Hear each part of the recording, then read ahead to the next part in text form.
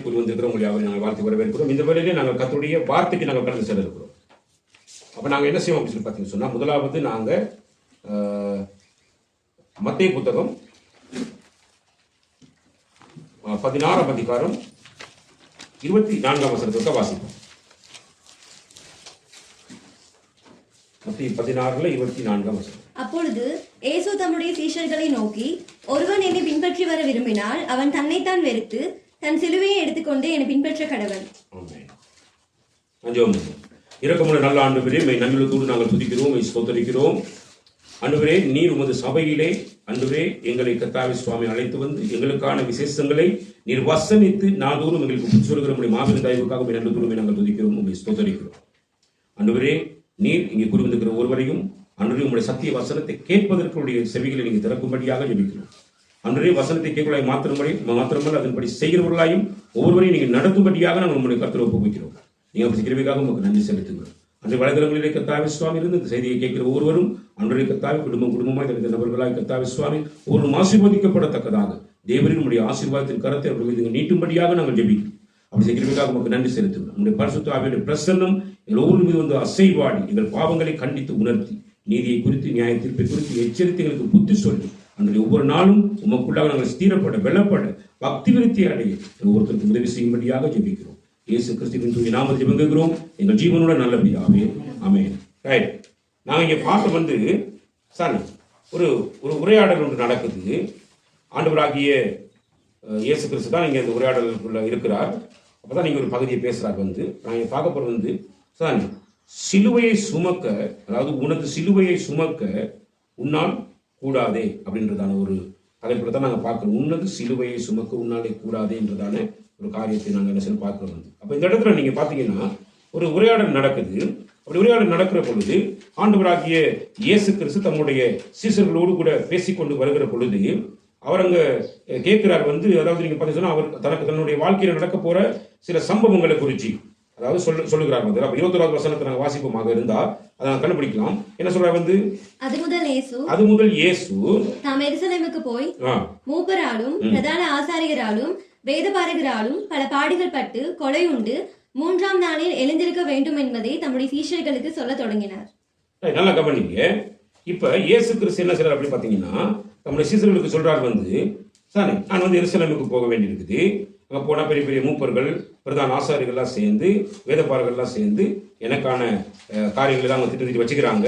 அவங்க என்ன செய்வாங்கன்னா என்னை பிடிச்சி என்னை கொலை பண்ணுவாங்க. அதுக்கு கொலை பண்ணி என்னை கொண்டு போய் அடக்கம் பண்ணப்போ நான் 3ஆவது நாள் எழுந்திருக்க வேண்டியெல்லாம் வரும்னு சொல்லி எல்லா காரியத்தையும் மறைக்காம அவர் என்ன பண்றாரு சொன்னா தெளிவாக யாருக்கு சொல்றாரு? சீசர்களுக்கு என்ன செய்யறாரு? வந்து சொல்றார். அப்படி தெளிவாக சொல்லி கொண்டிருக்கிற பொழுது உடனே அந்த ஒருத்தர் எழும்புறார். யார் எழும்புறது? 22ஆம் வசனம். அப்பொழுது பேதுரு அவரை தனியே அழைத்துக் கொண்டு போய், ஆண்டவரே, இது உமக்கு நேரிடக்கூடாதே, இது உமக்கு சம்பவிப்பதில்லை என்று அவரை கடிந்து கொள்ள தொடங்கினான்.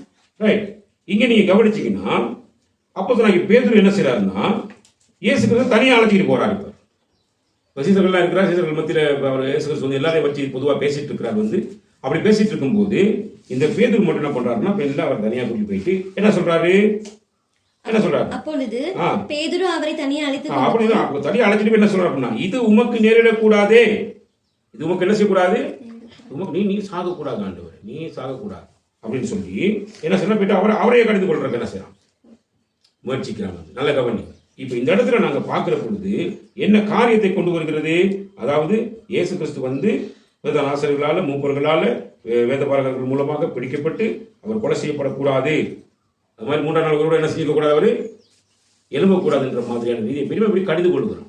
அப்ப கடிந்து கொண்ட உடனே இயேசு கிறிஸ்து என்ன செய்யறாருன்னா அவருடைய சீசனாகிய முதல் சீசன் யாருன்னு பார்த்தீங்கன்னா அப்போஸ்தலனாகிய பேதுரு, அந்த சீசனை பார்த்து அவன் என்ன பண்றாரு? வந்து உடனடியாக ஒரு காரியத்தை பேசுறாரு. எப்படி பேசுறாரு? வந்து அவரோ திரும்பி பேதுருவை பார்த்து, எனக்கு பின்னாக போ சாத்தானே. ரைட், இப்பொழுது என்ன நடக்குதுன்னா சானே சீசனை பார்த்து ஆண்டவராகிய இயேசு கிறிஸ்து பேசுகிற வார்த்தை என்ன பேசுறார்? எனக்கு பின்னால போ சாத்தானே அப்படிங்கிறார். சரி, அப்ப சாத்தானேன்னு சொன்ன உடனே இந்த இடத்துல நாங்க பார்க்கிறோம். சரி, அப்ப அப்போஸ்தலனாகிய பேதுரு வந்து சாத்தானா? சரி, சில நேரங்களில் கவனிச்சு பாருங்க. இவர் வந்து அங்க பெரிய தலைவர் மாதிரி நடந்து கொண்டு அந்த 12 சீசர்களுக்குள்ள இவர் வந்து ஒரு பெரிய தலைவர் மாதிரி நினைச்சிட்டு இருந்தான். இந்த மனுஷனை பார்த்து அப்பாலே இப்போ சாத்தானேன்னு சொல்லி அவர் சத்தம், அதாவது மெல்லையா பேசியிருப்பார். தனியாக அழைச்சிட்டு போனது உண்மை தான். அவர் எப்படி பேசியிருப்பார்? சத்தமாக பேசினார் இல்லையா? அப்படி பேசிட்டாருங்கிறதுக்காக வேண்டி அந்த பேதுரு என்ன செய்யலை? இயேசு கிறிஸ்து விட்டுட்டு என்ன செய்யலை? ஓடலை. இனிமேல் இந்த பக்கம் என்ன செய்யக்கூடாது, சபை பக்கம் என்ன செய்யக்கூடாது, நான் கால் வச்சு சபைக்குள்ள வரக்கூடாது, வாட்ஸ்அப்பில் மிதிக்கக்கூடாது, இந்த பக்கம் வைக்கக்கூடாது, இந்த ஊழியக்காரனை கண்ணோக்கி நான் என்ன செய்யக்கூடாது, இனிமேல் நான் பார்க்கக்கூடாது. இப்படிலாம் எந்த விதமான ஒரு தீர்மானத்தை அவன் என்ன செய்யலை, எடுக்கலை. கர்த்தர் அவனை கடிந்து கொண்ட உடனே சானே அவன் அப்படி என்னஞ்சிட்டான், அப்படி அமைதியாகிட்டான். நல்ல கவனி. அப்ப என்னத்தை கடிந்து கொண்ட அப்படின்னா, பேதுருவை பார்த்தா அப்படி சொல்றாரு, அப்பா இப்போ சாத்தன் சொல்றாரு. அந்த வினாடி சானே ஆண்டவராக இயேசு கிறிஸ்துவோடு கூட அதிகமாக சானே உறவுல இருக்கக்கூடிய ஒருத்தனை பிசாசான பயன்படுத்தினான் அதை பேசும்படி. அப்ப ஆண்டவர் யாரை கடிந்து கொண்டார்? அவனையா பிசாசையா? பிசாசை கடிந்து கொள்ளுகிறார். இந்த இடத்துல இருக்கிற நம்முடைய வாழ்க்கையிலையும் பார்த்தீங்கன்னா நம்முடைய பிள்ளைகள் கண்டித்து உணர்த்தப்படுகிறது, உங்களுடைய அக்கிரமங்கள் கடிந்து கொள்ளப்படுகிறது. சானே நீங்க சில பிள்ளைகள் உங்களுக்கு பிழை என்று உணர்த்தப்படுகிறது. மாறாக உங்களை நீங்க உங்களை என்ன செய்யலாம் வந்து கடிந்து கொள்ளுங்க. உங்களுக்குள்ள இருக்கிற காரியங்களை கடிந்து கொள்ளுகிறார். அப்போ ஒரு இடத்துல புத்திமதிகள் வருகிற பொழுது, ஒருவன் தன்னை ஆராய்ந்து பார்க்கிற பொழுது தனக்குள்ள இருக்கிற காரியங்கள் பிழையாக அந்த பிழையை தான் திருத்திக் கொள்ள வேண்டும். சரி, தன்னுடைய வாழ்க்கை தான் சரியான திருத்திக் கொண்டு கர்த்தரை பின்பற்றுகிற மனுஷனாக என்ன செய்ய வேணாவே மாற வேண்டும். அப்ப ஆகவே இந்த இடத்துல நடந்த சம்பவம் பார்த்தீங்கன்னு சொன்னா, அவன் தன்னுடைய உணர்வுகளுக்கும் தன்னுடைய உணர்ச்சிகளுக்கும் இடம் கொடுத்தானே தவிர தேவனுடைய ராஜ்யம் இப்படித்தான் இருக்க வேண்டும் என்றதை தேவன் போதிக்கிற பொழுது தேவ ராஜ்யத்தை குறித்ததான ஆவிக்குரிய சிந்தனைக்கு அப்பாற்பட்ட செயல்பாடை இங்கே செயல்படுத்துகிறதை நாங்கள் பார்க்கக்கூடியதாக இருக்கிறது. நல்ல கவனி. இப்ப ஆவிக்குரியவன் ஆவிக்குரியதை நிதானிப்பான். இப்ப ஆண்டவர் தன்னை குறித்து பேசுகிறார், ஆண்டவருடைய ராஜ்யத்தை குறித்து பேசுகிறார். இவன் என்ன செஞ்சான்னு பார்த்தீங்கன்னா, இவன் தன்னுடைய உணர்ச்சிகளுக்கு இடம் கொடுத்துட்டு சாரே அவன் இந்த உலகத்தில் இருக்கக்கூடியதான இன்பகரமான மகிழ்ச்சிகரமான லௌகீகமான வாழ்க்கைக்கு ஒப்புவிக்கப்பட்ட ஒரு மனுஷனை போல பேசுகிறான். நல்ல கவனி. சரி, அப்ப தேவனுடைய ராஜ்யம் அப்படின்றது நீங்க பாத்தீங்கன்னு சொன்னா அது அர்ப்பணிக்கப்படுகிற ஒரு வாழ்க்கை அப்படின்றது மிக தெளிவாக சொல்லுகிறது அங்க பார்க்கக்கூடியதா இருக்கிறது. ரைட். இப்ப இந்த சிலுவை, இப்ப அடுத்த வசனத்துல அவர் பேசுறாரு இல்லையா, ஒரு என்னை பின்பற்ற விரும்பினால் அவன் தன்னைத்தான் வெறுத்து தன் சிலுவையை எடுத்துக்கொண்டு என்னை பின்பற்ற கடவன் அப்படிங்கிறார். இந்த வார்த்தை அவர் பயன்படுத்துறதுக்கு காரணமே, சீசர்களாக இருந்ததான சீசர்கள் மத்தியில் ஒருத்தர் எந்திரிச்சு நின்று கர்த்தருடைய ராஜ்யத்துக்கு நேராக அவன் பேசுகிற பொழுது அவன் தன்னை தான் வெறுக்காம சானே என்ன செஞ்சான், உடனடியாக அவன் தன்னுடைய சுகபோகமான வாழ்க்கையை குறித்து, இயேசு கிறிஸ்து தன்னோடு கூட இருந்தால் அவனுக்கு எந்த குறைவும் இல்லை, நல்லா தெரியலாம், நல்லா சாப்பிட்டு தெரியலாம், ஐயா நீங்க இப்படி இல்லை உங்களுக்கு நடக்கக்கூடாதுன்னு சொல்லி இவர் தன்னுடைய உணர்ச்சிகளுக்கெல்லாம் என்ன செய்யலாம், இடம் கொடுத்து தான் என்ன செய்யலாம் அந்த காரியத்தை பேசுறான். அப்ப கர்த்தரை ஆராதிக்கக்கூடிய நம்முடைய வாழ்க்கையிலையும் இன்னைக்கு நிறைய சபைகளை நாங்க பார்க்கிறோம். ஆண்டவரை ஆராதிக்கிறவர்கள் ஆவிக்குரியவர்களாக ஆராதிக்கிறது இல்லை. கூடுதலா இன்னைக்கு எப்படி ஆராதிக்கிறாங்க அப்படின்னா, அவங்க மாம்ச பிரகாரமாக உணர்ச்சி வசப்பட்டு சரிதானே எல்லாத்துலயும் உணர்ச்சி வசப்பட்டு என்ன செய்யறாங்க, மாம்ச பிரகாரமாக தேவனை ஆராதிக்கிறாங்க.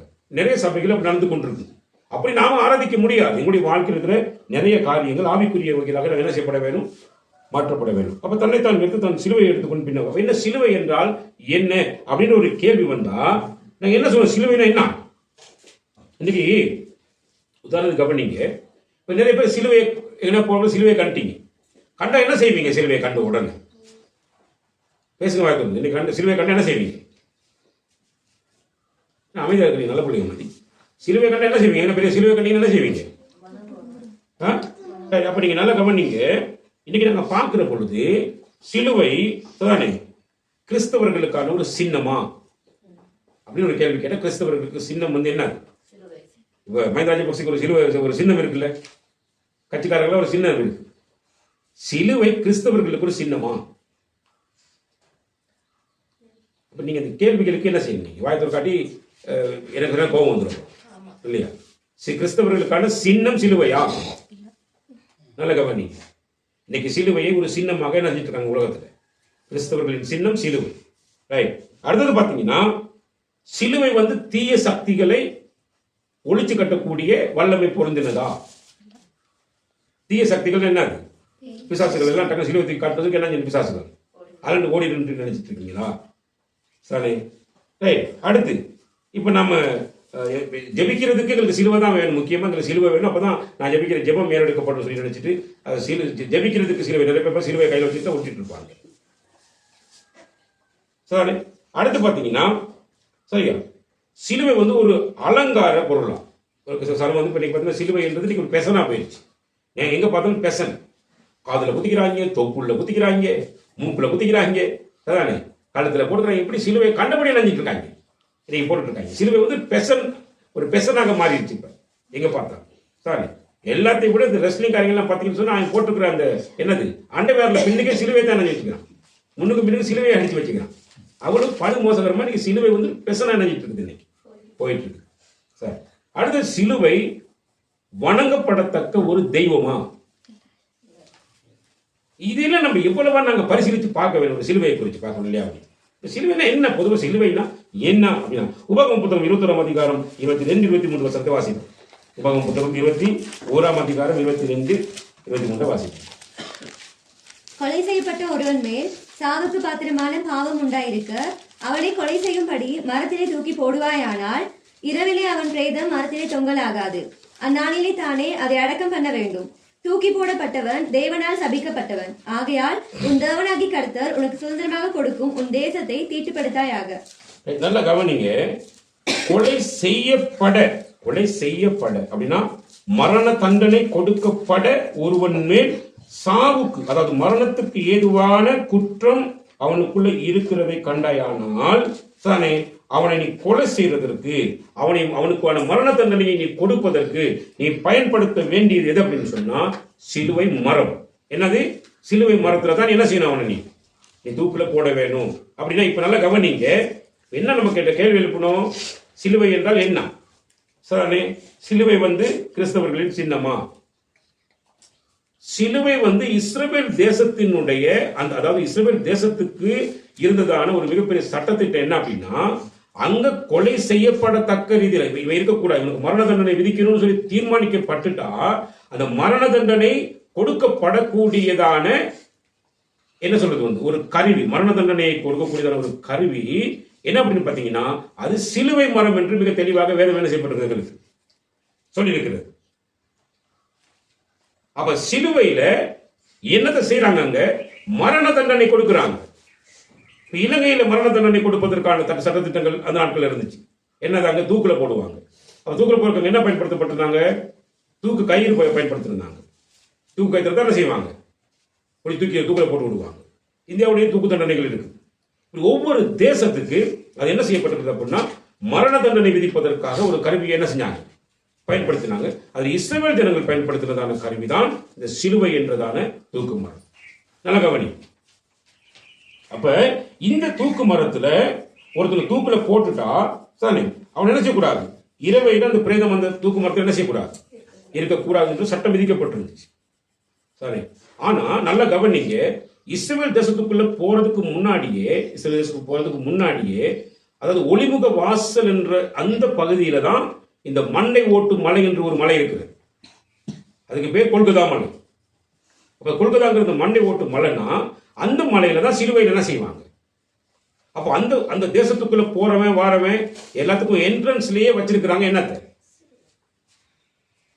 மரண தண்டனை விதிக்கக்கூடிய இடத்தை எங்க வச்சுக்கிறாங்க, என்ட்ரன்ஸ்லயே வச்சுக்கிறாங்க. அவன் முன்னாடியே வச்சிருக்கிறபடினால அந்த தேசத்துக்குள்ள போறவன் அந்த மரத்துல இருக்கிற காட்சியை பார்த்தானா அவன் என்ன காட்சியை பார்ப்பா, சிலுவை பார்க்க மாட்டான். சில பேர் தூக்கில போட்டிருந்தா அங்க எல்லாத்தையும் ஒன்றும் பறவை எல்லாம் வந்து தின்னு எல்லாம் முடிஞ்சு பெரும் எலும்புக்குள் மட்டும் தொங்கக்கூடிய நிலைமையில இவன் அதை மரத்தில் வைக்கக்கூடாதுன்னு சொன்னதை வச்சிட்டு இருந்தான். ஏன்னா அதுக்கு பிறகு அந்த அந்த மரண தண்டனை கொடுத்ததெல்லாம் வந்து இஸ்ரவேல் மக்கள் கொடுக்க இல்லை, ரோமானியர்கள் தான் அதை என்ன செஞ்சாங்க, கொடுக்க ஆரம்பிச்சாங்க. ரோமானியர்கள் அந்த அந்த காரியத்தை செய்ய ஆரம்பிச்சதுக்கு பிறகு அவங்க என்ன பண்ணிட்டாங்க, இங்க பைபிள் இருக்கிற சட்டத்திட்டங்களுக்கு பதிலாக அவன் சட்டத்திட்டத்தை வேற மாதிரி மாத்திட்டான். யாரும் என்ன செய்யறது இல்லை, மரத்தை விட்டு இறக்குறது இல்லை. அப்ப பறவைகள்லாம் வந்து தின்னு எல்லாம் முடிஞ்சு கடைசியா எலும்பு கூட மட்டும் தொங்கி அதை பார்க்குறவன் அந்த தேசத்துக்குள்ள போறவன் எந்த ஒரு வேலையும் என்ன செய்ய மாட்டான், மரணத்துக்கு எதுவான எந்த ஒரு குற்றமும் செய்யாதபடி பயந்திருக்கு இருக்கக்கூடிய ஒரு வாழ்க்கை வாழ வேண்டும் என்ற ஒரு விஷயத்தை தாங்க கொண்டு வந்தாங்க. நல்ல கவனிங்க சானே.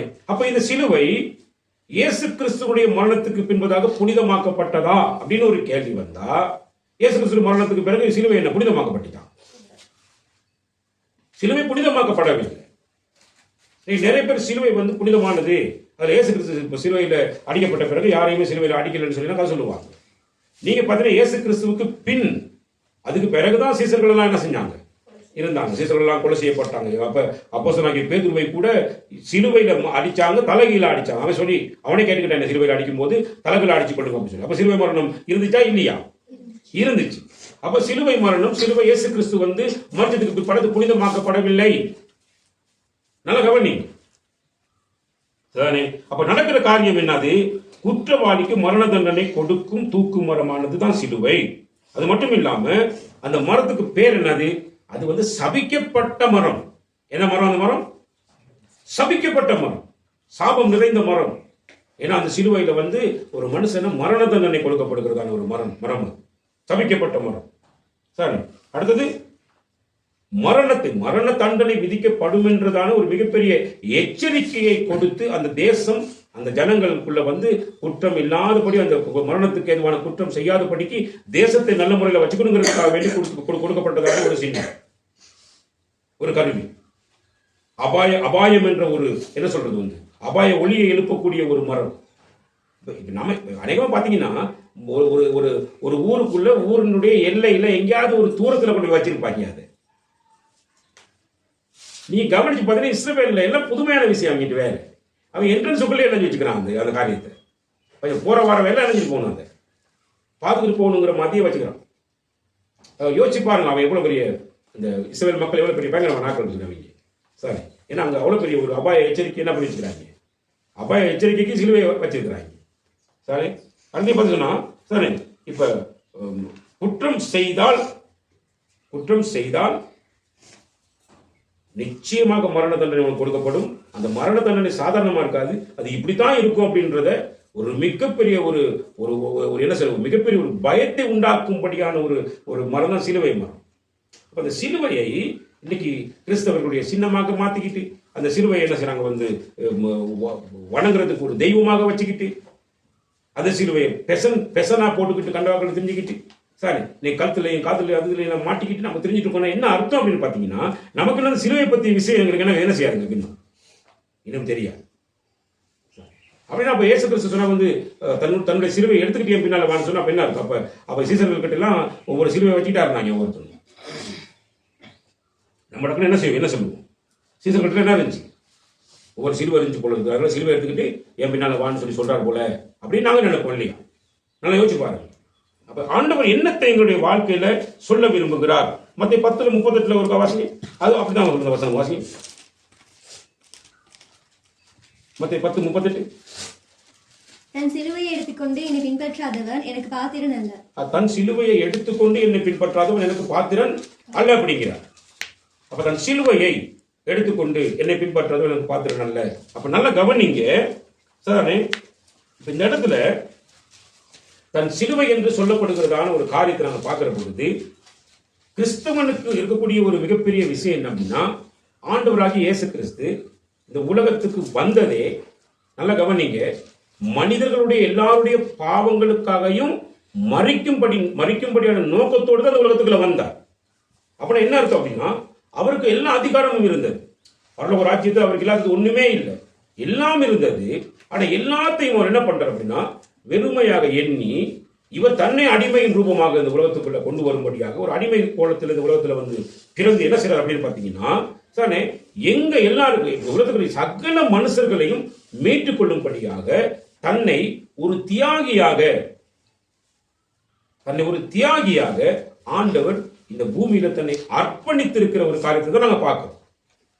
அப்ப ஒவ்வொரு கிறிஸ்தவனுடைய சானே நோக்கமும் இயேசு கிறிஸ்து ஒருத்தர் பின்பற்றுகிறேன் அப்படி சொல்ற ஒருத்தர் இருப்பானா இருந்தா, இங்க நம்ம எல்லாம் நிறைய பேர் இருக்கிறோம், நான் இயேசு கிறிஸ்துவை வணங்குகிறேன், அவர்தான் என்னுடைய தெய்வம், அவர்தான் என் சொந்த ரட்சகர், அவர்தான் என்னை மீட்டுக் கொண்டு, அவர்தான் என்னை பாவம் மரணம் இதிலிருந்து என்னை மீட்டுக் கொண்டார்னு சொல்லி ஒருத்தர் சொல்லுவான் இருந்தா, அவர் செய்ய வேண்டிய வேலை என்ன? முதலாவது தன்னை தேவனுக்கு ஒரு தியாக பலியாக ஒப்புக் கொடுக்க வேண்டும், தன்னை தேவனுக்காக அர்ப்பணிக்க வேண்டும். அர்ப்பணிப்புங்கிறது மிக முக்கியம். தன்னை தேவனுக்காக தன்னை அர்ப்பணிக்க வேண்டும். சார் நீ வலிமை எப்படி அர்ப்பணிச்சிருக்குன்னு சொல்லி சார், அப்ப என்ன செய்வாங்க? தேவனுக்காக தன்னை என்ன பண்ணணும்? அர்ப்பணிக்க வேண்டும். அப்ப அர்ப்பணம்னா என்ன அப்படின்னு சொல்லி பாத்தீங்கன்னா, என்னுடைய ஜீவனை, என்னுடைய ஆசாபாசங்களை, என்னுடைய உணர்வுபூர்வமான வாழ்க்கையை நான் என்ன செய்ய வேண்டும் அப்படின்னு கேட்டீங்கன்னா, இதெல்லாம் நான் வெறுக்க வேண்டும். அப்படின்னா நான் சுயத்தை நான் என்ன செய்ய வேண்டும்? என்னுடைய சுயத்தை நான் என்ன செய்ய வேண்டும்? வெறுக்க வேண்டும். அப்ப இந்த காரியங்களை குறித்து ஆண்டு பேசுகிற பொழுதுதான் அவர் சொல்றார் வந்து, நல்லா கவனிங்க, தன் ஜீவனை ரட்சிக்க விரும்புகிறவன் அதை இழந்து போவான். தன் ஜீவனை ரட்சிக்க விரும்புகிறவன் அதை என்ன செஞ்சிருவான்? வந்து இழந்து போயிடும். அப்படி என்ன அர்த்தம்? நல்லா கவனிங்க. தன்னுடைய ஜீவனை ரட்சிக்கிறதுக்காக, மீட்டுக் கொள்கிறதுக்காக இந்த உலகத்துல பல விதமான காரியங்கள் இன்னைக்கு மனுஷன் என்ன பண்ணிட்டு இருக்கு. நீங்க பாத்தீங்கன்னா, இந்த ஒரு ஆட்டக்காரர் மைக்கேல் ஜாக்சன் அவனை எடுத்துக்கிட்டீங்கன்னா, அவன் தன்னுடைய முகத்தை பிளாஸ்டிக் சர்ஜரி செஞ்சு அந்த அளவுக்கு மாத்திக்கிட்டு வந்துட்டு இருந்த ஒரு மனுஷன். ஆனால் குறிப்பிட்ட வயசுல என்ன செஞ்சிட்டான்? காணாம போய். நீங்க இந்த எலெக்சாண்டர் போல பெரிய ராஜாக்களை கேள்விப்பட்டிருப்பீங்க. 33வது வயசுல என்ன செஞ்சிட்டான்? செத்து போயிட்டான். ஆனா உலகத்துல கிட்டத்தட்ட 3/4 இடங்களை அவன் தன்னுடைய போரினால பிடிச்சவன். அவ்வளவு பெரிய பயங்கரமான ஒரு மனுஷன் எலெக்சாண்டர் ராஜா. அதுக்கு அவனை கூட ஒரு ராஜா தான் சேர்த்து வரல. ஆனா வந்து 33 வயசுல நினைஞ்சிட்டான், வந்து செத்துட்டான். அப்ப சாகிறதுக்கு முன்னாடி பெரிய பெரிய வைத்தியர்கள் எல்லாம் கூப்பிட்டு சில விஷயங்களை வந்து அவன் முன்கூட்டி சொல்லுவான். ஏன்னா இதுக்கு முன்கூட்டி உங்களுக்கு சொல்லிக்கிறேன் விஷயத்தை என்ன சொல்லிக்கிறேன் இல்லையா? நான் போகும்போது என்னுடைய பெட்டியில இந்த கையில என்ன செய்யணும்? வெளியே தொங்க போட்டு தான் என்ன செய்யணும்? கொண்டு போகணும். ஏன்? நான் வெறுமையா வந்தேன், உன்னையுமே என்ன செய்யணும்? நான் கொண்டு போகலன்னு என்ன செய்யணுமா? உலகத்துக்கு தான் என்ன செய்யணும்? காட்ட வேண்டும். அது தலை சிறந்த மருத்துவர்கள் தான் அவனுடைய பெட்டியை தூக்கி ஆகணும் அப்படின்னு சொல்லியிருந்தான். ஏன்? எவ்வளவு பெரிய தலை சிறந்த வைத்தியர்களாலையும் தனக்கு வந்த வியாதி இருந்து அவன் என்ன செய்ய முடியாது, காப்பாற்ற முடியலைங்கிறது உலகம் பார்க்கணும் அப்படின்னு சொல்லி. சரி, வேற என்ன செஞ்சிருந்தான்? சம்பாதிச்ச சொத்தெல்லாம் என்ன செய்ய சொன்னான்? பெட்டிக்கு பின்னிக்கு என்ன செய்ய சொன்னான்? இறைச்சிக்கிட்டு வர சொன்னான். சரி, இதெல்லாம் இனி என்ன செய்யும்? இவ்வளவு பணம் பொருள் என்னை ஒருபோது எந்திரிக்கிறது என்ன செய்யணும்? மரணத்திலிருந்து என்ன செய்யறேன்? என்னை காப்பாற்றுறேன்னு சொல்லி ஒரு மிகப்பெரிய ஒரு விழிப்புணர்வை கொண்டு வந்தான். இதெல்லாம் நீங்க கவனிச்சு பார்க்கணும். நீங்க நிறைய சரித்திரங்கள் இருக்குது, படிச்சு பார்க்கணும். என்ன சொல்ல வரப்புன்னா, இவ்வளவு நாள் சம்பாதிச்சு தன்னுடைய ஜீவனை அவனுக்கு ரட்சித்துக் கொள்ள முடியாது, தன்னுடைய ஜீவனை காப்பாற்றிக் கொள்ள முடியாது. அப்ப என்ன சொல்றாருன்னு சொல்லி பாத்தீங்கன்னா, தன் ஜீவனை ரட்சிக்க விரும்புகிறவன் அதை இழந்து போவான் அப்படிங்கிறார். அது கட்டாயம் இழந்து போயிடும். எவ்வளவு பெரிய கோடீஸ்வரனா இருந்தாலும் அந்த கோடிக்கணக்கான ரூபாயை கொண்டு அவனுடைய ஜீவனை அவனால் இழந்துக்க முடியாது, காப்பாற்றிக்க முடியாது. ஆனா திரும்பி சொல்றா வந்து, என் நிமித்தமாக தன் ஜீவனை இழந்து போகிறவன் அதை கண்டடைவான் அப்படிங்கிறார். சொல்லுங்க அல்லேலூயா. என் நிமித்தமாக, எனக்காக, சரி, உங்களுடைய ஜீவனை நீங்க அர்ப்பணிப்பீங்கன்னு சொன்னா, எனக்காக உங்களுடைய ஜீவனை நீங்க தியாகம் பண்ணுவீங்கன்னு சொன்னா, அதை மறுபடியும் அந்த ஜீவனை நீங்க என்ன செஞ்சுக்கிடுவீங்க? கண்டடைவீங்க, அதை பெற்றுக்கொள்வீங்க அப்படின்னு சொல்லி ஆண்டவர் சொல்றார். ஏன் அப்படின்னு கேட்டீங்கன்னா, சார் நல்ல கவனிங்க, ஆண்டவர் தன்னுடைய ஜீவனை கொடுத்ததே ஜீவனை பெறுவதற்காக. ஜீவனை கொடுத்து 3வது நாள் ஜீவனை பெற்றுக் கொள்ளுகிறார். அப்படின்னா இயேசு கிறிஸ்துவை பின்பற்றுகிற ஒரு மனுஷன் சார் உயிரே இல்லாத ஒரு சிலுவையை வணங்கிக்கிட்டு இருக்கிறதுக்காக தேவன் அவனை என்ன செய்யல? இந்த உலகத்துக்கு உயிர் இல்லாத ஒரு சிலுவை, உயிர் இல்லாத ஒரு பலகை, உயிர் இல்லாத ஒரு கொங்கிரீட்ல செய்யப்பட்ட ஒரு சிலுவையை வணங்குறதுக்காக தேவன் அவனை என்ன செய்யல? அழைக்கல. மாறாக இயேசு கிறிஸ்துவை பின்பற்றுகிறவன் அவரை போல அவனும் என்ன செய்யணும்? ஆண்டவருடைய ராஜ்யத்துக்காக தன்னுடைய ஜீவனை அர்ப்பணிக்க வேண்டும், தியாகமாக கொடுக்கப்பட வேண்டும். அப்படின்னா என்ன அர்த்தம் அப்படின்னா, தானே தன்னுடைய ஜீவத்துக்கு அதை தேடணும், இதை தேடணும், அப்படி சம்பாதிக்கணும், இப்படி சம்பாதிக்கணும், அதை பண்ணணும். இனி இல்லைங்கிற மாதிரியான மனக்கோட்டைகளை நான் கட்டிக்கிட்டு இதுக்கு பின்னுக்கு ஓடுறவன என்ன பண்ணுவான்னா, ஒரு நாள் ஒண்ணுமே இல்லாம ஜீரோவா என்ன செய்யறதுவான் வாழ்க்கை அப்படியே ஒண்ணு இல்லாம போய் சேர்ந்துடும். ஆனால் ஆண்டவருடைய ராஜ்யத்துக்காக தன்னை அர்ப்பணிக்கிறவன் வாழ்க்கை எப்படி இருக்கும் அப்படின்னு பாத்தீங்கன்னு சொன்னா, அவன் செத்தா அவனை தேவன் என்ன பண்ணுவார்? அவனோட இயேசு கிறிஸ்து கூட மறுபடியும் அவர் என்ன பண்ணுவார்? அவனை உயிரோட எழுப்புவார் என்றது மிக தெளிவாக சத்தியம் என்ன செய்துங்களுக்கு சொல்லியிருக்கிறது. சரி, அப்ப இந்த சிலுவை என்று நாங்க பார்க்கிற பொழுது சரி, இந்த சாபம், இந்த சிலுவை சொல்றீங்க, நாங்க செஞ்ச பாவத்தில எல்லாம் சாபம் இருக்கிறது. அந்த பாவத்தை, அந்த சாபத்தை, சரி, அது மட்டும் இல்லாம எங்களுக்கு வந்துதான் மரணத்தை சரி ஜெயிக்க ஒருவராலையும் முடியாது. மரணத்தை யாராலையும் என்ன செய்ய முடியாது? ஜெயிக்க முடியாது. ஏன்னா இந்த உலகத்திலேயே நம்ம தேடினாலோ, எவ்வளவுதான் கேட்டாலோ, எவ்வளவுதான் அதுக்காக பிரயாசப்பட்டாலோ, நம்ம எதிர்பார்க்கிற நேரமே இல்லாம திடீர்னு நம்ம கிட்ட வரக்கூடிய ஒரே ஒரு காரியம்னா அது என்ன வரும்? அது மரணம் தான். அதுக்கு வயசு கிடையாது. மரணத்துக்கு வயசு இருக்குதா? மரணத்துக்கு வயசு கிடையாது. கருவிலையும் சென்று போயிடும். சரி, அது எத்தனை வயதாக இருந்தாலும் மரணம் என்ன செஞ்சிருது? மனுஷன் அந்த மரணம் வந்து சந்திக்கும். மரணம் சந்திக்கும். மரணம் வந்து ஒரு மனுஷனை சந்திக்காம ஒருபோதும் விடாது. நல்ல கவனி. அப்படிப்பட்டது இந்த மரணம் என்று. அப்ப இந்த மரணத்தை சரிதானே, இந்த மரணத்தையே வெல்லக்கூடிய ஒரு மிகப்பெரிய வெற்றி உள்ள வாழ்க்கை யாருக்கு இருக்குன்னு பாத்தீங்கன்னா சரிதானே, இயேசு கிறிஸ்துவை பின்பற்றுகிறவனுக்கு தான் இருக்குது. மரணத்தை ஜெயிக்கக்கூடிய ஒரு ஜெயம், மரணத்தையே ஜெயமாக மாற்றக்கூடிய ஒரு மிகப்பெரிய ஒரு வெற்றி உள்ள வாழ்க்கை யாருக்கு இருக்குன்னா அது கிறிஸ்தவனுக்கு தான் இருக்கு. கிறிஸ்துவை பின்பற்றுகிறவனுக்கு தான் இருக்கு. எந்த நேரமும் ஒரு மனுஷன் வாழ்க்கையில மரணம் அவனை இணைஞ்சிட்டு இருக்கும், எதிர்பார்த்து கொண்டே இருக்கும். ஏன் மரணம் ஏன் எதிர்பார்க்குது அப்படின்னா, பாவம் செய்ததுக்கான கூலி, பாவத்தின் சம்பளம் மரணம். அப்ப இந்த பாவத்தின் சம்பளம், அதுக்கு கிடைச்சதான கூலி மரணம். சானே இந்த பாவம், அந்த சாபம் ஒரு மனிதன் வாழ்க்கை நிம்மதியே இருக்காது. நிம்மதியை தேடி கண்டவாக்கள் அலைஞ்சிட்டு இருப்பான் மனுஷன். கடைசி வரைக்கும் நிம்மதி வாழ்க்கை என்ன செய்ய முடியாது, கண்டுபிடிச்சிக்கவே முடியாது. நல்ல கவனி. தெரியுது. இப்ப கிட்டத்துல கூட நிம்மதியை தேடி ஏதோ ஒரு விஷயத்தை பெற்றுக்கொண்டு இங்கே கதிராமத்துக்கு போயிட்டு குடும்பத்தில் ஆற்ற குடிக்க போயிட்டு சரிதானே, இந்த ஒரு மனுஷன் இங்கே ஹார்ட்வேர் இல்லை, திருமண ஹார்ட்வேர் போஸ்ட் இறஞ்சிது, பிள்ளையும் பொன்னாட்டியும் காப்பாற்றி விட்டு போயிட்டு. நல்ல கவனி. இப்படித்தான் வழக்கு உலகம் நினைஞ்சிட்டு இருக்கு. இன்னைக்கு நடந்திருக்கு. நீ கண்டபடி தெரியுது, கண்டபடி தேடுது, எங்க போனா விடுதலை உண்டு. அவசியம் இல்லாத இடத்துக்கு நினைஞ்சிட்டு இருக்கு மனுஷர்கள் கூட்டம். போய் கொண்டு தான் இருக்குது, தேடிக்கொண்டு தான் தெரியுது. சரி, கத்திட்டு போகட்டும். ஆனா கர்த்தர் நமது வாசல் அண்டையில வந்து நம்மளை தட்டி கூப்பிடுறார். வாங்க என் வாசல் வழியா உள்ளுக்கு பிரவேசிங்க. நீங்க என்ன செய்வீங்க? ரட்சிக்கப்படுவீங்க. உள்ளும் புறமும் சென்று மேய்ச்சல் என்ன செய்வீங்க? கண்டடைவீங்க அப்படிங்கிறார். அவ்வளவு ஒரு விசேஷித்த தெய்வம் நம்முடைய தெய்வம். நம்முடைய தெய்வம் வந்து பேசுகிறவர்.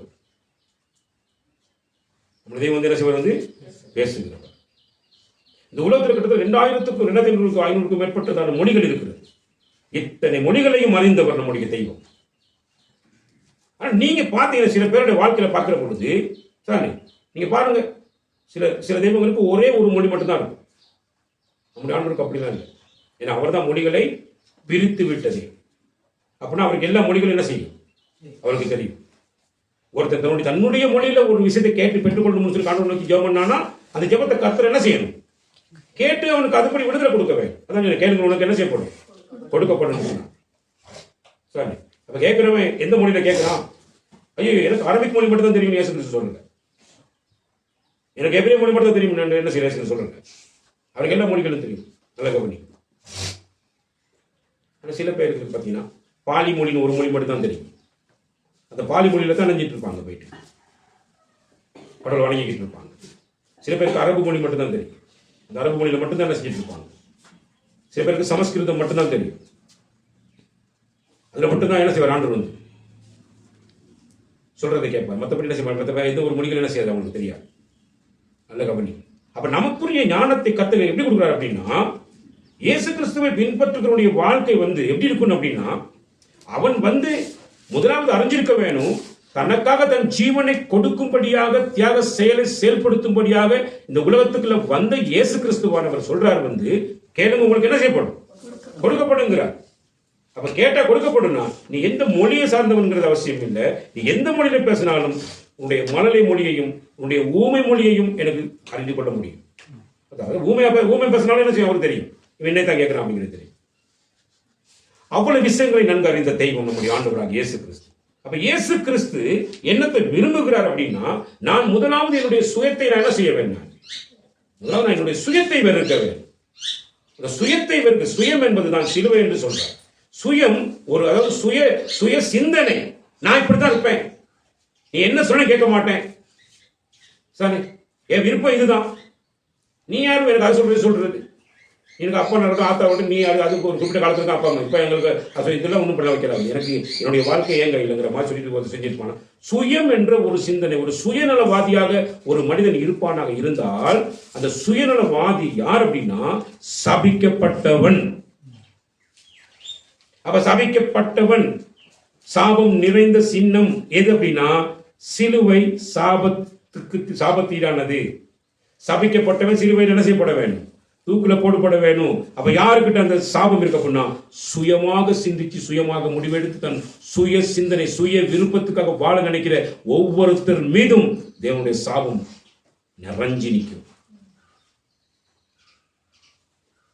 தன்னுடைய சுகபோகமான வாழ்க்கை, தன்னுடைய லௌகிகமான வாழ்க்கையை, இந்த உலகத்தில் நான் இப்படி வாழணும் அப்படி வாழணும்னு சொல்லி பலதரப்பட்ட தன்னுடைய வாழ்க்கையை பத்தி ஒருத்தர் சிந்திச்சு கொண்டே தரமாக்கிட்டு அதுக்காக பணத்தை சம்பாதிக்கணும், பணத்தை எவனை அடிச்சு உலக போட்டாலும் பரவாயில்ல, ஏன் வீட்டில் உலக என்ன செய்யணும் ஒதுக்கணும் சொல்லி எப்போ பார்த்தாலும் பணத்துக்கு பின்னுக்கே பண ஆசை பிடிச்சி ஓடி தெரிஞ்சிட்டு இருக்க எந்த ஒரு மனுஷனாக இருந்தாலும் அவன் என்ன பண்ணணும் அப்படின்னு பார்த்தீங்கன்னு சொன்னான், நல்லா கவனிங்க, அதெல்லாம் என்னை ஒருபோதும் என் ஜீவனை ரட்சிக்காது அப்படின்ற ஒரு நினைப்புக்குள்ள வருவானாக இருந்தால் அவன் ரட்சிக்கப்படுவான். இல்ல நான் இப்படிதான் இந்த உலகத்தில் அப்படி ஒருத்தர் வாழ்ந்துட்டு இருப்பான்னு சொல்லி பார்த்தீங்கன்னு சொன்னான், அவன் மேல தேவனுடைய சாபம் அப்படியே தங்கி இருக்கும். அப்ப அவன் யாருக்கு எதுக்கு பாத்திரனா இருப்பான்? மரணத்துக்கு பாத்திரனாக இருப்பான். மரணம் எங்க சம்பவிக்கும்? அப்ப அவனுக்கு தூக்கு மரமாகிய சிலுவையில சம்பவிக்கும். சரி, தன்னைத்தான் என்ன செய்யணுமா? வெறுத்து தன் சிலுவையை என்ன செய்து வரணும்? மனுஷன் உலகம் முழுவதையும் ஆதாயப்படுத்திக் கொண்டாலும் தன் ஜீவனை நஷ்டப்படுத்தினால் அவனுக்கு லாபம் என்ன? மனுஷன் தன் ஜீவனுக்கு ஈடாக என்னத்தை கொடுப்பான்னு கேள்வி கேட்கிறார் கர்த்தர். கேட்கும் பொழுது மனுஷன் உலகத்தை ஆதாயப்படுத்திக் கொண்டிருக்க முயற்சி செய்யலாம். முழு உலகத்தை ஒரு செலவு கொடுத்து வாங்குற அளவுக்கு ஒருத்தர் பெரிய பணக்காரனாக மாறலாம், வாங்கிடுவான். ஆனா தன்னுடைய ஜீவன் என்ன பண்ணிடுவாங்க? இழந்து போவான். அந்த ஜீவனை ரட்சித்துக் கொள்கிறதுக்கான ஒரு காரியத்தை வாழ்க்கை என்ன செய்ய மாட்டான், செஞ்சிக்கவே மாட்டான். அது எங்க கிடைக்கும் அப்படின்னு கேட்டீங்கன்னா, நல்ல கவனிங்க, உலகத்தை ஆதாயப்படுத்துற அளவுக்கு ஒரு பண ஆசை, பண ஆசை வந்து பைபிள் படிச்சு பண ஆசை எல்லா தீமைக்கும் வேர் அப்படிங்குது.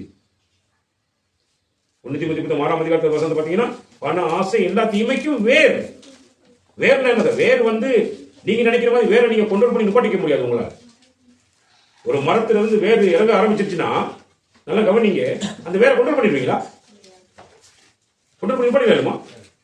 அந்த வேர் என்ன செஞ்சுட்டோம்? அது பாட்டில் வளர்ந்து ஒரு சட்டிக்குள்ள வச்சு நீங்க முடக்க நினைச்சாலும் அந்த வேர் உள்ளுக்குள்ளேயே அது ரவுண்ட் அடிச்சு என்ன பெரிய வேறுங்கிறது உங்களுக்கு கண்டுபிடிக்கும். அந்த அளவுக்கு வேர் போயிட்டு அந்த பண ஆசைங்கிறது வந்து ஒரு மோசகரமா. கிறிஸ்துவை ஆராதிக்கிறவனுடைய வாழ்க்கையில பண ஆசை அது ஒரு பொல்லாது. அது மனுஷனை என்ன செய்யணுமா? இது மனுஷனை பண ஆசை எல்லா தீமைக்கும் மேலாய் இருக்கிறது. சிலர் அதை இச்சித்து விசுவாசத்தை விட்டு வலுவி அநேக வேதனைகளாலே தங்களை உருவ குத்தி கொண்டிருக்கிறார்கள். நீயோ தேவனுடைய மனுஷனை என்ன செய்யணுமா? வந்து மதிக்கேட்ல என்ன செய்யணுமா? ஐஸ்வர்யவான்களாக விரும்புகிறவர்கள் சோதனையிலும் கண்ணியிலும் மனுஷரை கேட்டிலும் அழிவிலும் அமிழ்த்துகிற மதிக்கேடும் சேதமுமான. என்ன அர்த்தம் அப்படின்னா, சார் பிள்ளைகள் வந்து தாய் தப்பனை கூட மதிக்க மாட்டாங்க. அவனுக்கு பணாசை வந்துருச்சுன்னு சொன்ன தாய் தப்பனை மதிக்க மாட்டாங்க. தன்னோட சொந்த உறவுகளை மதிக்க மாட்டாங்க. மனைவி பிள்ளைகள் எல்லாம் அவனுக்கு பண ஆசை ஒன்று வந்துருச்சுன்னா அந்த பணத்தை எப்படி சம்பாதிக்கணும், அதுக்காக என்னெல்லாம் பண்ணணுன்ற தீர்மானத்தில் போயிட்டு இருப்பானே தவிர ஒரு போதும் அவன் என்ன செய்ய மாட்டான், எதையுமே பார்க்க மாட்டான். அது பயங்கரமா இருக்கும். எத்தனை குழந்தைகள் பட்டே போயிட்டு இருப்பான். அவனுக்கு தேவை என்ன? பண ஆசை பயங்கரமானது. அதாவது பண ஆசை பயங்கரமானது. பணத்தினால உன்னுடைய ஜீவனை ஒருபோதும் உனக்கு என்ன செய்யலாது, ரசித்துக் கொள்ள முடியாது. ஒரு நாள் ரசித்துக் கொள்ள முடியாது. அப்படின்னா நீ என்ன செஞ்சாகணும்? நீ ஆண்டவர் மிக தெளிவாக உங்களுக்கு பேசிட்டு இருக்கிற காரியம் என்ன சொல்லி பார்த்தீங்கன்னா, சிலுவை என்றதை நீ ஒரு சின்னமா பார்க்காத. உனக்கு மரண தண்டனை விதிக்கும்படியாக உனக்காக நியமிக்கப்பட்ட தூக்கு மரம் என்று பார். அந்த மரண தண்டனை விதிக்கப்பட்ட அந்த தூக்கு மரத்துல உனக்கு பதிலாக உனக்கு பதில் ஆளாக யார் அந்த தூக்கில இடப்பட்டதுன்னு நீ கவனிச்சு பார்த்தீங்கன்னா, உனக்காக உன்னை ரட்சிக்கும்படியாக உனக்கு ஜீவனை கொடுக்கும்படியாக உடைய ஆண்டவராக இயேசு கிறிஸ்துவானவர் தான் அந்த சிலுவை மரணத்துக்கு போனார். அந்த சிலுவை மரணத்துல போய் அவர் அந்த சிலுவையில தன்னுடைய கைகளையும் கால்களையும் ஒரு ஆணிகளுக்கு அடிக்கும்படி கொடுக்காம இருந்திருந்தால் இன்னைக்கு எந்த மனுஷனுக்கும் மீட்புங்கிறது ஒண்ணு கிடையவே கிடையாது. அவர் தான் அதை செய்தார். உனக்காகத்தான் அதை செய்தார். ஏன்னா அவர்கிட்ட எந்த குற்றமும் என்ன செய்யல இருக்கவில்லை. அவர் எந்த பாவமும் செய்யல. மரணத்துக்கு எதிரான தண்டனை கொடுக்கிறதுக்கு எந்த விதமான ஒரு பாத்திரமும் இல்லாமல் அப்ப யாருக்காக அதெல்லாம் செய்தார்? எனக்காகவும் உனக்காகவும் அதை செய்தார். இதை ஏன் இந்த உலகம் இன்னும் புரிஞ்சு கொள்ள மாட்டேங்குது? ஏன் இந்த உலகம் ஒன்றும் அறிஞ்சு கொள்ள முடியுது அப்படின்னு பார்த்தீங்கன்னு சொன்னா, அவங்க ஜீவனை ரட்சிப்பதற்கு ஜீவனை தேடுவதை விட அவங்க என்னத்தை தேடிட்டு இருக்கிறாங்க? இந்த உலகத்தில் லௌகிகமான வாழ்க்கையை தேடிட்டு இருக்கிறாங்க, சுகபோகமான வாழ்க்கையை தேடிட்டு இருக்கிறாங்க. சரி, பணத்தை தேடிக்கிட்டு இருக்கிறது தரமாடுறாங்க. அதனால அவங்களுக்கு இயேசு கிறிஸ்துவனுடைய காரியங்கள் என்னங்கிறது புரிஞ்சு கொள்ள முடியல அவங்களுக்கு. அப்ப சிலுவை மரணம் என்றது நீங்க நினைக்கிற மாதிரி நான் நினைக்கிற மாதிரியோ சாலை இயேசு கிறிஸ்துவுக்கு ஏதோ அதெல்லாம் வந்து செய்யணும்னு அவர் தலையில் எழுதப்பட்டிருக்கிற எழுத்து நினைச்சிடக்கூடாது. அதை செய்ததே நம்ம எல்லாத்துக்காக தான் தேவன் என்ன பண்ண அந்த காரியத்தை செய்து முடிக்கிறார். சரி, அப்ப இந்த சிலுவை அந்த சிலுவை என்றது வந்து நீ நினைக்கிற மாதிரி சாதாரணமானது இல்லை. சிலுவை மரணத்துக்கு போகணுமா இருந்தாலும் ஒரு பெரிய தியாகம் என்ன செஞ்சாகும் நான் செய்தாக வேண்டும். உங்களுக்காக எனக்காக இயேசு கிறிஸ்து தூக்குற சிலுவையினுடைய மொத்த பாரம் 150 கிலோ. எத்தனை கிலோ? 150 கிலோ பாரம். 150 கிலோ பாரத்தை தான் அந்த தனியா ஒரு ஒரு ஒரு நபராக ஆண்டவராக இயேசு கிறிஸ்து தூக்கி இழுத்துட்டு போறாரு. இழுத்துட்டு போகல, தூக்கி கொண்டு போற வரைக்கும் சும்மா பார்த்தா ஆட்டி செம்ம வாங்குவாங்க. மிருகங்களுடைய பல்லு, சரி, அந்த பல்லுகளில் ஒரு தோல்ல ஒரு, அதாவது இந்த மிருகத்துடைய தோல்ல அந்த பல்லுகளை ஜாயின் பண்ணி ஈய குண்டுகள், அந்த குண்டுகளை வந்து இது பண்ணி அந்த குண்டுகளெல்லாம் அந்த ஈய அதில் போட்டு எல்லாத்தையும் அந்த வாரங்களை எல்லாம் செட் பண்ணி வச்சுட்டு அட்டிச்சா அப்படியே போயிட்டு அப்படி பொத்து இருக்கும் சதவுண்டு. அப்படி அட்டிச்சோன்னு சொத்து அப்போ திருப்பி ஒரு இழுத்தோன்னு அப்படி சதையை பிச்சு அள்ளி தூக்கிட்டு வரும். சரி, அந்த பல்லுகள் போய் என்ன செய்யும், உள்ளுக்குள்ளது இந்த சின்ன சின்ன நரம்புகள் எல்லாத்தையும் உடைக்கும். அந்த அளவுக்கான ஆட்டி ஆண்டவர் கொடுத்த ஆட்டி, பயங்கரமான ஆட்டி. சரி, இதெல்லாம் அவர் வாங்குறதுக்கு எந்த விதமான சப்ஜெக்டும் கிடையாது. அவர் எந்த வேலையும் செய்யல, எந்த பாவமும் செய்யல. இல்லை கவனிக்கீங்க, தூங்குறீங்களா? இயேசு கிறிஸ்து எந்த பாவத்தை என்ன செய்யல. நான் செய்த பாவம், நீங்க செஞ்சுட்டு இருக்கிற பாவம், உலகத்தில் இருக்கிற மனுஷர்கள் செஞ்சுட்டு இருக்கிற பாவத்துக்காக வாங்கின ஆட்டி அவ்வளவு ஆட்டி வாங்க. ரத்தம் சிந்துதல் இருந்தால் தான் பாவ மன்னிப்பு என்ன செய்யும், கிடைக்கும். ரத்த சிந்தாடி பாவ மன்னிப்பு என்ன செய்யாது, கிடைக்காது. அம்மாமார்கள்லாம் பார்த்தீங்கன்னா உட்காந்துக்கிறாங்க. அவங்களோட வீட்டுல எல்லாம் நீங்க கொண்டு போயிட்டு மிருகங்களையும் கோழியையும் அது நேர்ந்து விட்டு கொண்டு போயிட்டு ரத்தத்தை வெட்டி ஊற்றிட்டு கோழியை இவங்க தான் தின்னாங்க. கோழி சாமி சாப்பிட்டான்னு பார்த்தா இந்த சாமியும் கோழி என்ன செய்யல, சாப்பிடும். ரத்தத்தை மட்டும் ஊற்றிட்டு வந்துடுவாங்க. ஏன்? அவங்களுக்கே தெரியும் ரத்தம் ஊத்துனா தான் எங்க பாவம்லாம் என்ன செய்யும், தித்துவலி ஆகும்னு சொல்லி ஒரு ஒரு அற்ப நினைப்பு அவங்கள்ட்ட இருந்துச்சு. எந்த கோழி ரத்தம் எந்த மிருக ரத்தமும் மனுஷனுடைய பாவத்தை என்ன செய்யாது, மன்னிக்காது. இயேசு கிறிஸ்துடைய ரத்தம் தான் ஒரு மனிதனுடைய பாவத்துக்கு மன்னிப்பை என்ன செய்ய முடியும், கொடுக்க முடியும். அவர் ரத்தம் சிந்தனமா இருந்தால் அவர் என்ன செய்யணும், சிலுவை என்ற தூக்கு மரத்தை முதலாவது இஸ்ரவேல் ஜனங்களுக்கு நியமிச்சதே யார்? தேவனை நியமிச்சார். தேவனை நியமிச்ச அதே தூக்கு மரத்தில் தானும் வந்து எல்லா மனிதருக்காக தன்னுடைய ஜீவனை அதில் கொடுத்தார். அவ்வளவு இரக்கமுள்ள தெய்வம் நம்முடைய தெய்வம், நம்முடைய ஆண்டவர் அவ்வளவு நம்ம மேல் அன்புள்ள தெய்வம். சரி, ஏன்னா அந்த சிலுவை மரணம் அவ்வளவு கொடூரமாக இருக்கும் அப்படிங்கிறது ஆண்டவருக்கு தெரியும். சரி, அந்த கொடூர மரணத்தை தன் மேலேயே தான் என்ன செஞ்சார் ஆண்டவர், அதை சுமந்து கொண்டார். எனக்கு என்னை விடுதலை ஆக்கும்படியாக. சரி, அதனால தான் சொல்றேன், நீங்க சுயம் அப்ப நல்ல கவனிங்க. இந்த சுயநலமான ஒரு வாழ்க்கை, இதோட பண ஆசை பிடிச்சதான லௌகிகமான இந்த உலகத்துக்குரிய ஒரு வித்தியாசமான ஒரு வெறித்தரமான வாழ்க்கை, சரி, விபச்சாரம் வேசித்தரம் சொல்லப்படுறதானே இந்த மாதிரி மோக இச்சைகளுக்கு உட்பட்டதான ஒரு வாழ்க்கை, இதெல்லாம் ஒரு மனுஷனுக்குள்ள இருக்கும். இதெல்லாம் அவனுக்குள்ள இருக்கிறது என்னது, அது குற்றத்துக்கு ஏதாவது மரண தண்டனை கொடுக்கப்படக்கூடியதான சாபமான வாழ்க்கை. இந்த சாபமான வாழ்க்கையை வாழ்ந்து கொண்டிருக்கிற ஒரு மனிதன் என்ன செய்ய இயலாதுன்னு பார்த்தீங்கன்னா, சார், அந்த சிலுவையை அவனால் என்ன செஞ்சுட்டு போயிடலாம், சுமந்து கொண்டு போவே இல்லாது. அப்ப அவனுக்காக அந்த சிலுவையை சுமந்து அந்த மனிதனுடைய சாபத்திலிருந்து பாவத்திலிருந்து அந்த மரணத்திலிருந்து அவனை விடுதலை ஆக்குவதற்கு தெய்வம் குறுக்கிடாவிட்டால் ஒரு மனிதனும் அந்த சாபத்திலிருந்து என்ன செஞ்சுக்க முடியாது, மீண்டு வர முடியாது. அதனாலதான் ஆண்டவராகிய இயேசு கிறிஸ்து இந்த சிலுவை உன்னால் என்ன செஞ்சுக்க முடியாது, அப்படி தூக்கிட்டு வரணும். ஏன் மீனுக்கு வரணும், ஏன் தூக்கிட்டு வரணும், ஏன் மீனுக்கு வரணும் அப்படின்னா, நான் தான் உனக்காக என்ன செய்ய போகிறேன், சாபமாக்க போகிறேன். கலாத்திய புத்தகம் 13வது வசனம். நான் சொல்றேன், தெளிவா பேசும்போது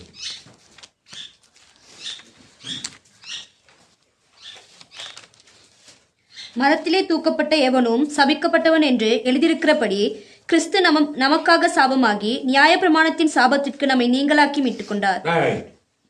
மரத்தில் தூக்கப்பட்டவன் என்னவா இருப்பானா, சபிக்கப்பட்டு எழுதியிருக்குது. ஏன்னா சபிக்கப்பட்டான், அதனாலதான் அவனுக்கு மரணத்தில் கொடுக்கப்பட்டிருக்கு. இப்ப இயேசு கிறிஸ்து யாருக்காக சாபமானாரு, நமக்காக சாபமானார். நமக்காக அவர் சாபமாகி நம்மை மீட்டுக் கொள்ளும்படியாக அவர் தன்னை மரத்தில் என்ன செஞ்சார், தூக்கி போட்டார், ஒப்பு கொடுத்தார். அப்ப ஆண்டவர் இயேசு கிறிஸ்து என்ன சொல்ல வருகிறார் அப்படின்னா, இந்த உலகத்துல யாரும் தன்னுடைய சாபத்தை சுமக்கிறதுக்கும் பாவத்தை சுமக்கிறதுக்கும் நீ தெரியாம சுமந்துக்கிறது தெரியல. ஐயோ நிம்மதி இல்லையே, நிம்மதி இல்லை, நிம்மதி இல்லை, நீ தத்திரமாയിട്ട് கிடக்குற. எப்ப பார்த்தாலும் உன்னுடைய வாழ்க்கையில பல போராட்டத்தை நீ சுமந்துக்கிட்டு தெரியல. ஒன்றை யோசிக்கிறல்ல, 2000 வருடங்களுக்கு முன்பதாக உனக்காக இந்த உலகத்துக்கு வந்த பரிசுத்த தெய்வமாகிய இயேசு கிறிஸ்து சதானே உனக்காக நியமிக்கப்பட்ட தூக்கு மரமாகிய சிலுவையில தன்னை சாபமாக்கி அங்கே அவர் உனக்காக மரித்தார் என்றதை நீ என்ன செய்ய மாட்ட, பார்க்க மாட்டேங்கிற. நீ பார்த்து பாரு. சிலுவை நோக்கி பார்த்தா ஒரு மனுஷன் என்ன செய்வோம், விடுதலை பெற்றுவோம். சிலுவை நோக்கி பார்த்தா என்ன செய்வோம், அப்படி நான் குற்றம் செய்யக்கூடாதுன்னு ஒரு பயம் என்ன செய்யும் உனக்கு வந்துடும். இயேசு கிறிஸ்துவை நோக்கி பார்க்கணும். ஐயோ எனக்காக மரிச்சார், இன்னைக்கு உயிரோடு எழும்பி இருக்கிறார், இன்னைக்கு உயிரோடு ஜீவிக்கிறார். சாரி, இன்னைக்கு உயிரோடு இணைஞ்சிருக்காரு, ஜீவிக்கிறார். அப்ப நமக்காகத்தான் இயேசு கிறிஸ்து மரித்தார், நமக்காகத்தான் அடக்கம் பண்ணப்பட்டார். 3வது நமக்காகத்தான் உயிரோடு எழுப்பி வந்தார். இந்த சிந்தனை, இந்த ஒரு விழிப்புணர்வு ஒவ்வொரு மனுஷனுக்குள்ள என்ன செய்யப்பட வேண்டும், இருக்க வேண்டும். அதைத்தான் அங்க அப்போஸ்தலனாகிய பேதுரு அங்க சொல்லும் பொழுது, என்னை ஆராதிக்கிறவன் வந்து என்ன செய்யக்கூடாது, இயேசு கிறிஸ்துவை ஆராதிக்கிறவன் வந்து என்ன செய்யக்கூடாது அப்படின்னா, அவன் வந்து சுகபோகத்தை விரும்பக்கூடாது, தன் சுயநலமான வாழ்க்கையை விரும்பக்கூடாது. சாரி, அவன் வந்து உணர்ச்சி வசப்பட்டு எந்த ஒரு விஷயத்தை என்ன செய்யக்கூடாது, அவன் செய்யக்கூடாது. அவன் ஆவிக்குரியவனாக இருக்க வேண்டும். ஆவிக்குரிய வாழ்க்கை குறிக்க என்ன செய்யணும், தேட வேணும். ஆவிக்குரிய வாழ்க்கை என்ன, அது எப்படிப்பட்ட வாழ்க்கை அப்படிங்கிறத அவன் தேட வேணும். என்னை இப்படிலாம் ஆராதிக்க முடியாது. உனக்குள்ள இந்த மாதிரி ஒரு சுயநலம், சுய விருப்பம், சுகபோகமான வாழ்க்கை குறித்ததான ஒரு சிந்தனை, சார் இதெல்லாம் உனக்குள்ள வருதுன்னா நீ வந்து இங்க நீ என்ன செய்யறா, நீ வந்து அப்படியே நீ என்ன செய்யற, நீ அதாவது உணர்ச்சி வசப்பட்டு சார் நான் சாகக்கூடாதுன்னு என்னை பத்தி நீ என் மேல நீ அன்பு காட்டல, நீ என்ன என் மேல வச்சுக்கிற அன்புக்கு அடையாளம் இல்லை இது. சாரி, இதெல்லாம் என்ன அப்படின்னா உனக்குள்ள இருக்கிறது இதெல்லாம் என்னது, இதெல்லாம் உனக்குள்ள இருக்கக்கூடியதான பாவமும் சாபமும். இது இருந்தா உன்னை இணைஞ்சி போடும், இது இருந்தா உன்னை இணைஞ்சிடும், உன்னை ஒன்றும் இல்லாம ஆக்கிடும். அதனால நீ என்ன செய்யணும், என்னை நீ பின்பற்ற விரும்பினால் என்ன செய்யணும், நீ உன்னைத்தானே நீ என்ன செய்வேன், நீ வெறுக்க வேணும். உன்னுடைய சிலுவை எடுத்துக்கொண்டு நீ என்ன செய்யணும், பின்னால் நீ என்ன செய்யணும், நீ வரணும் அப்படின்னு ஆண்டவர் மிக தெளிவாக பேசுறார். நல்ல கவனிங்க. அப்ப சபையில நம்ம சுயநலமான கருத்து பண்ணணுமா, உணர்ச்சி வசப்பட்ட கருத்தை ஆராதிக்க முடியுமா, ஏன்னா இல்லையா? நல்ல கவனிங்க. அப்ப ஆண்டவராகிய இயேசு கிறிஸ்து எங்கிட்ட என்ன விரும்புறாரு அப்படின்னு சொன்னா, சிலுவை என்றத நீ ஒரு சின்னமாக பார்க்காத, சிலுவை என்றத ஒரு வணங்கும் தெய்வமாக பார்க்காத, நீ சிலுவை என்றது ஒரு பெசனாக பொருள் தெரியாத. இல்ல, சிலுவை என்றால் என்ன அப்படின்னா, ஒரு மனிதனுடைய அமைப்பு, உடல் அமைப்பு தான் சிலுவை. ஒரு மனுஷன் ரெண்டு கையையும் நீட்டிட்டு காலடையும் நேரம் பண்ணி இப்படி பார்த்தா என்ன என்ன என்ன ஒரு மனுஷனுடைய மொத்த தோற்றம் எதில் அமைஞ்சிருக்குது, சிலுவையில் அமைஞ்சிருக்கிறது. சிலுவை சரி. அப்ப அந்த சிலுவையில இருந்து அந்த அந்த காரியம் வந்திருக்கிறபடினால நல்ல கவனிங்க. சிலுவையில் இருந்த காரியங்கள் வந்து அமைஞ்சிருக்கிறபடினால என்ன செய்யணும் அப்படின்னா, சரி நல்ல கவனிங்க. சிலுவையில இருந்து வந்திருக்கிற அந்த அந்த அமைப்பு வந்து அதுதான் எங்களுடைய சிலுவை. நல்ல கவனிங்க. அப்ப அந்த சிலுவையில தான் கர்த்தர் எங்களுக்காக என்ன பண்ணுவாங்க, அவ என்ன செய்ய, சிலுவை என்றது நான் தான், என்னுடைய வாழ்க்கை தான் சிலுவை. அப்ப என்னுடைய ஒவ்வொருத்தருடைய வாழ்க்கையிலையும் இயேசு கிறிஸ்துவை பின்பற்றுகிற ஒவ்வொருத்தருடைய வாழ்க்கையில் இருக்க வேண்டிய ஒரு விஷயம் என்ன இருக்கணும், தன்னைத்தானே வெறுக்க வேண்டும். உலகத்திற்கு தன்னுடைய சுயமான சுயத்தை வெறுக்க வேண்டும். பாடுகள் மத்தியில கடந்து போகிறதுக்காக, பாடுகள் எங்களுக்கு நிறைய வரும். நான் நிறைய பேருக்கு அன்பு காட்டும், அவங்களே எங்களுக்கு என்ன செய்வாங்க, எங்களை வேதனைப்படுத்துவாங்க.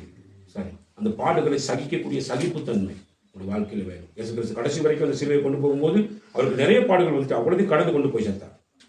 சரி, அது மட்டும் இல்லாமல் முடிவு பரியந்தமும் இந்த வாழ்க்கை முடிவு பரியந்தம் என்ன செய்யணும், என் ஆண்டவருக்காக நான் நிற்கணும் அப்படின்ற உறுதியுள்ள ஒரு மனப்பான்மை தேவை.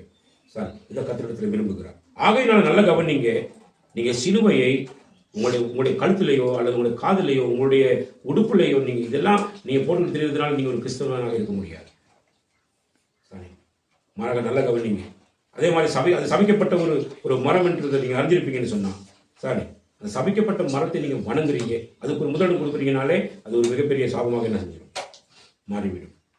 ஆகவே உங்களை நீங்க சிலுவையாக பாருங்க, உங்களுடைய சுயத்தை நீங்க வெறுத்து போங்க. சரி, சகிப்புத்தன்மையோடு உங்களுடைய பாடுகளை நீங்க என்ன செய்ய ஆண்டிருக்காங்க அனுபவிச்சு போங்க. சரி, கடைசி வரைக்கும் கர்த்தருக்காக நிற்கணுன்ற ஒரு உறுதி உள்ள மனப்பான்மையோடு கர்த்தரை நோக்கி என்ன செய்யுங்க. சரி, முடிவு பெறுந்து நினைக்கிறவன் ரட்சிக்கப்படுவான் சொல்லி என்ன செய்யப்பட்டிருக்கு, வேதத்துல சொல்லப்பட்டிருக்கு. உங்களுக்காக அனைத்தையும் என்ன செய்கிறார், செய்து முடிச்சிருக்கிறார். அவர் கர்த்தருடைய ஆராதனையில எப்பொழுதுமே எப்படி சொன்னா, கர்த்தருக்கு பிரியமான ஆராதனை நம்ம என்ன செய்யணும், கொடுக்க வேண்டும். அது புத்தி உள்ள ஆராதனையா இருக்கணும், அது நன்றி அறிதல் உள்ள ஆராதனையாக என்ன செய்ய வேண்டும், இருக்க வேண்டும். இந்த ஆராதனை தேவன் பிரியமாக இருப்பார். ஆகவே சிலுவையை, உன்னுடைய சிலுவையை நீ இணைக்க முடியாது. உன் சிலுவையை சுமக்க உன்னாலே கூடாதே. அப்போ உன்னுடைய சிலுவையை, உன்னுடைய சகலத்தையுமே உனக்காக சுமந்தவர் உன்னுடைய ஆண்டவராகிய இயேசு கிறிஸ்து. அதை நீ நினைச்சிட்டீன்னா, அந்த சிலுவையை நோக்கி நீ பார்த்துட்டீன்னா, நீ பாவத்தை செய்யாம, பாவத்துக்கு முதலிடம் கொடுக்காம, சரி உன்னுடைய வாழ்க்கையை பக்குவமாக பயன்படுத்தி, ஐயோ இதை செஞ்ச எனக்கு மரண தண்டனை வந்துருமே என்ற பயத்தோடு உன்னுடைய வாழ்க்கையை என்ன செய்யும், தொடர்ந்து போகும். மரணத்தை ஜெயமாக விலக பண்ணினவர் நம்முடைய ஆண்டவராக இயேசு கிறிஸ்து. சரி, இயேசு கிறிஸ்துவனுடைய மரணத்தை நோக்கி பார்க்கிறவர்களுக்கு இந்த உலகத்தில் மரணம் இருக்கும் சரணத்துக்கு. ஆனால் அந்த மரணம் எங்களை என்ன செய்யாது, வெற்றி கொள்ளாது. ஏனென்றால் ஆண்டவராகிய தேவன் முதல் பலனாக எழுப்பினவர் என்னையும் அவரோடு கூட உயிரோடு என்ன செய்வார், எழுப்புவார். அதுதான் உங்கள் ஒருவரையும் ஆசீர்வதிப்பாராக. ஆமாம்.